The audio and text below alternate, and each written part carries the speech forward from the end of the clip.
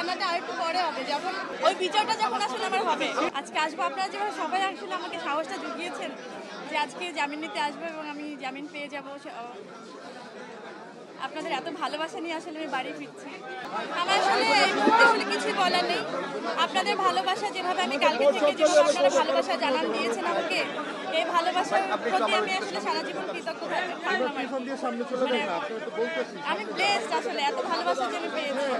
কিন্তু আমি একটা জিনিস বলতে চাই যে আমি আইনের উপরে শ্রদ্ধাশীল।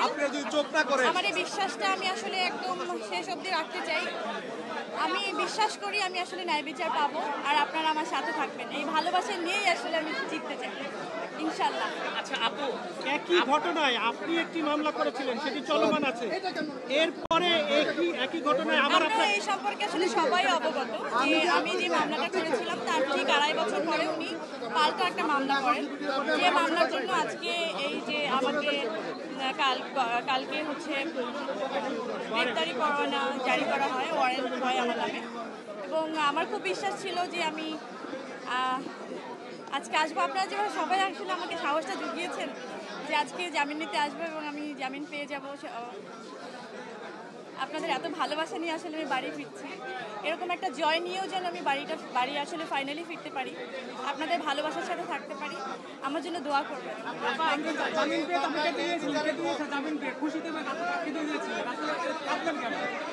খুশিতে কেঁদে দিয়েছিলাম না, সেই কান্নাটা, সেই খুশি কান্নাটা আরেকটু পরে হবে, যখন পুরোপুরি ফাইনাল হয় না,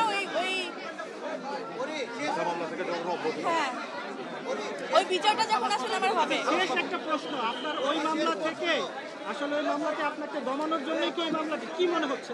এটা তো খুবই পরিষ্কার যে আমি একটা মামলা করলাম, তার 2.5 বছর পরে, ঠিক 2.5 বছর পরেই একটা পাল্টা মামলা করা হলো শুধু দমানোর জন্যই, তার কিছু না। এবং এটা বিচারাধীন।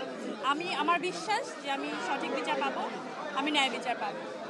ইমু প্রশ্ন করো ইমু প্লিজ।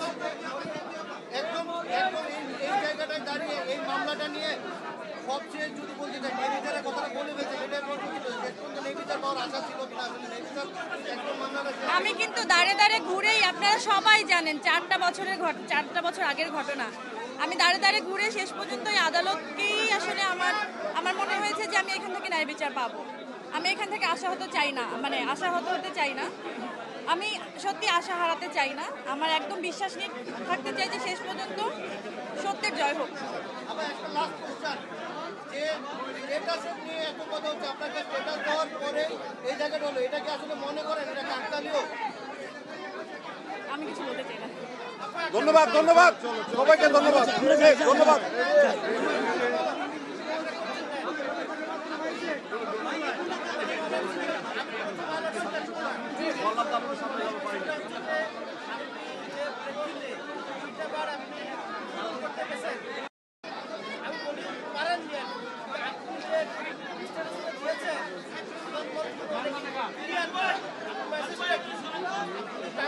আমি যতটুকু দিয়েছি অতটুকুই আমার বক্তব্য, তারপর যদি ক্লিয়ার করতে হয় আমি নিচে থেকে করবো। Thank you.